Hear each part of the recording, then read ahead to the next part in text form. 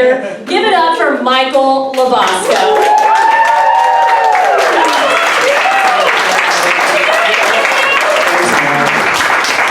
I was never coerced into a friendship before, but can't play that, never have I ever. Thank you guys again for coming out tonight.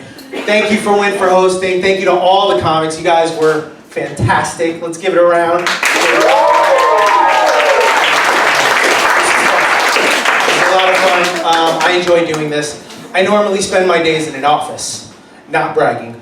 But I do love going to work, not because of my job, but because the Wi-Fi is spectacular. Seriously, during business hours, I'm downloading music, like full albums like that. I'm browsing through Amazon. My holiday shopping is like done already. Yeah, I'm watching The Office from The Office. Yeah, I don't work from home. I home from work. Get on my level. The thing is, like, I'm almost 40. I'm having a bit of a midlife crisis, okay? I've realized I still don't know what I want to be when I grow up. Like when I was a kid, I thought I was going to be a professional baseball player because I crushed at Little League. Seriously. Like my first season, I didn't strike out once. It was T-ball, but still. And every season, I won a trophy for having a perfect attendance. But I found out, major leagues don't care about that stuff. They wouldn't care that I went 10 consecutive games without crying. A lot. Yeah. There's no MVP award for wearing the cleanest uniform. I'm not winning the big game like when your skill sets range from like pie eating to sitting down.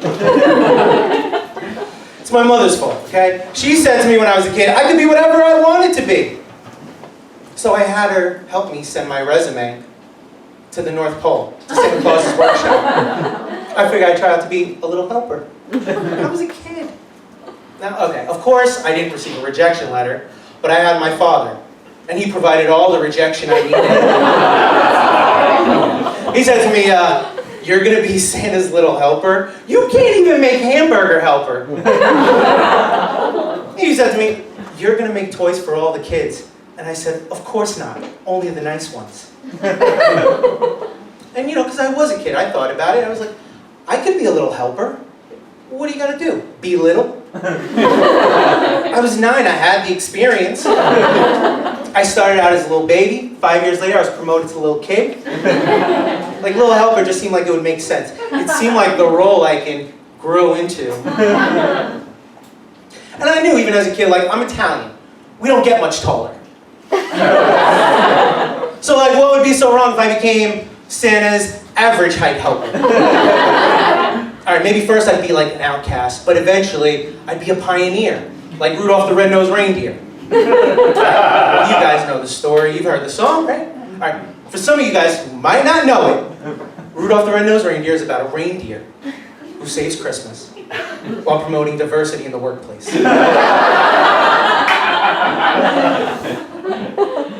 So, yeah, never became a little helper.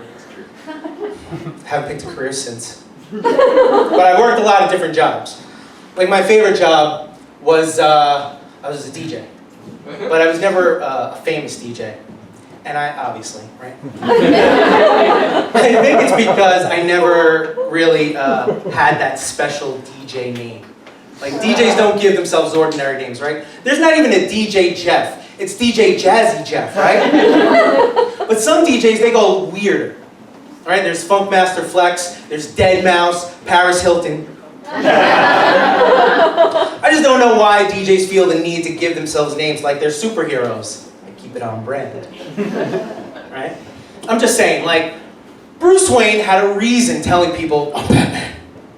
There's no DJ out there going, I'm Captain Glowstick. First I break you, then I shake you. I'm just saying, like when I was hired as a DJ, I wasn't saving the world one bar mitzvah at a time. Alright? I wasn't dropping the crime rate, I was dropping beats. The electric slide, it's a dance, not a superpower.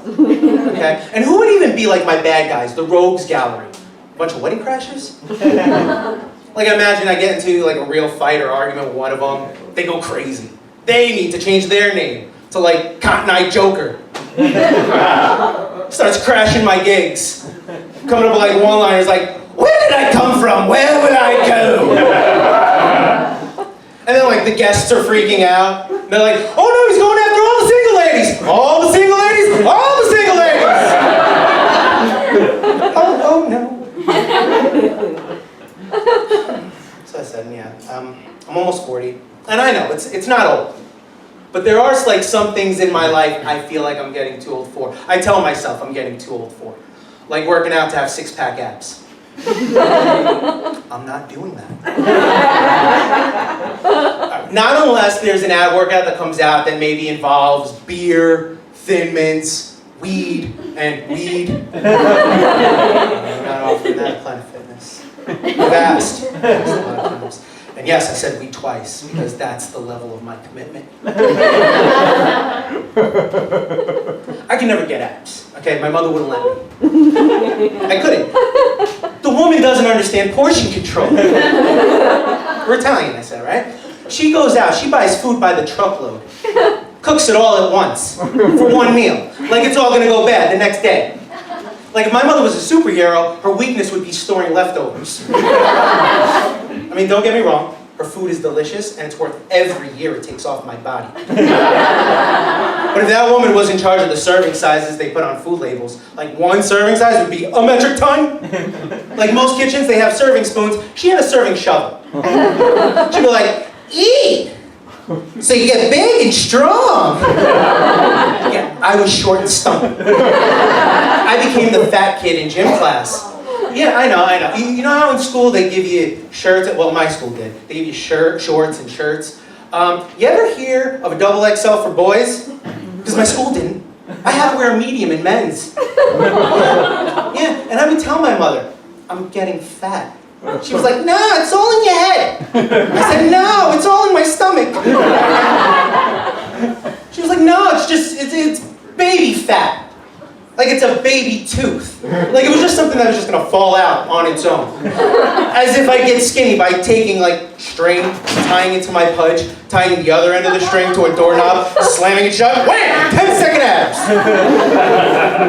Follow, like, and subscribe for my fitness tips. And then what? Like I wake up the next morning, like 10 pounds lighter with a quarter under my pillow? I'm just saying there's no baby fat fairy. Okay? Yeah, It's just how I'm working myself out from like, I'm just over abs. I'm past it. You know, we brought up Jesus before. He had abs. Look what happened to him. Yeah. He just worked too much on his core. He didn't work on his arms, his back, chest. Maybe you could snap out of a couple pieces of wood. Catholicism could have been more than religion. It'd be a gym membership. You know, all right, maybe that's too far. But you know what? He could have built the first home workout. He was a carpenter. Like before the Bowflex, the Cruciflex. You try it out for 40 days and 40 nights. If you don't like it, return it. Only he doesn't call them returns, he calls them resurrections.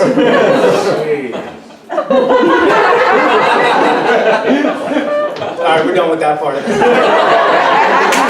But yeah, so I'm getting too old to have six-pack abs, and I'm also getting too old to be eating whatever I want, whenever I want. Right? Like, the other night, I wanted KFC.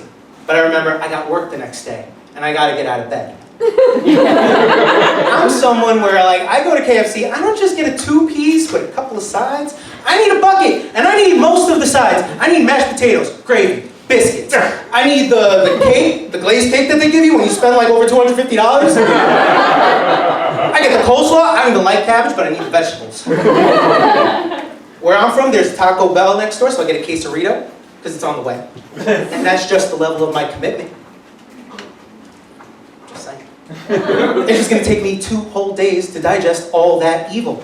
And I don't have those kinds of sick days left to use at work. I used them all up on a month for a White Castle binge. It was very traumatic, like physically, emotionally, not just on me, but like also on my bathroom.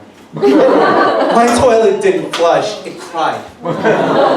Guys, thank you so much for coming out today. In the room, in your